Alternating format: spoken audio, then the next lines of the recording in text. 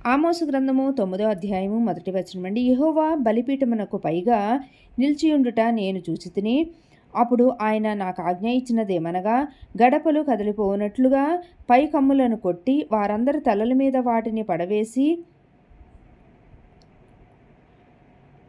పరుగగొట్టుము. తరువాత వారిలో ఒకడును తప్పించుకొని వారిలో ఎవడునూ బ్రతకకుండాను నేను వారందరినీ ఖడ్గము చేత వధింతును. వారు పాతాళములో చచ్చిపోయినను అచ్చటి నుండి నా హస్తము వారిని బయటికి లాగును. ఆకాశమునికి ఎక్కిపోయినను అచ్చటి నుండి వారిని దింపి తెచ్చెదను. 3వ వచనమండి.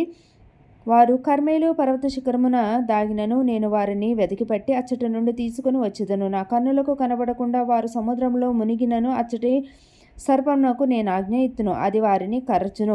తమ శత్రువుల చేత వారు చెరపట్టబడినను అచ్చట నేను ఖడ్గమునకు ఆజ్ఞ ఇత్తును, అది వారిని హతము చేయును. మేలు చేయుటకే కాదు కీడు చేయుటకే నా దృష్టి వారి మీద నిలుపుదును. ఆయన సైన్యములకు అధిపతియగు యెహోవా ఆయన భూమిని మొత్తగా అది కరిగిపోవును. అందులో నివాసులందరూ ప్రలాపింతురు. నైలు నది వలెనే అది అంతయు ఉబుకుచుండును. ఐగుప్తు దేశపు నది వలెనే అది అణిగిపోవును. ఆకాశమందు తన కొరకే మేడగదులు కట్టుకొని వాడును. ఆకాశమండలమునకు భూమి యందు పునాదులు వేయువాడును ఆయనే. సముద్ర జలములను పిలిచి వాటిని భూమి మీద ప్రవహింపజేయవాడును ఆయనే.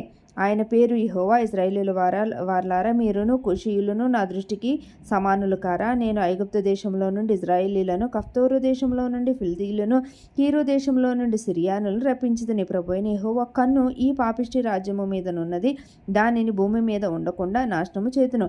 అయితే యాకోబు సంతతి వారిని సర్వనాశనము చేయక విడిచిపెట్టుదును. ఇదే యెహోవా వాక్కు. నేను ఆజ్ఞేయగా ఒకడు ధాన్యము జల్లెడతో జల్లించినట్లు ఇశ్రాయేలీలను అన్యజనులందరిలో జల్లించును. కానీ ఒక చిన్న గింజైన నేల రాలదు. ఆ కీడు మనలను తరిమి పట్టదు, మన యొద్దకు రాదు అని నా జనులలో అనుకొను పాపాత్ములందరూ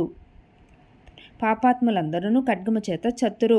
11వ వచనం నుండి. పడిపోయిన దావీదు గుడారమును ఆ దినమున నేను లేవనెత్తి దాని గోడను బాగుచేసి దాని పోయిన చోట్లను బాగుచేసి ఏదోము చేసమును నా నామము ధరించిన అన్యజనులందరినీ నా జనులు స్వతంత్రించుకున్నట్లు పూర్వపు రీతిగా దానిని మరలా కట్టుదును. ఇలాగూ జరిగించు యెహోవా వాక్కు.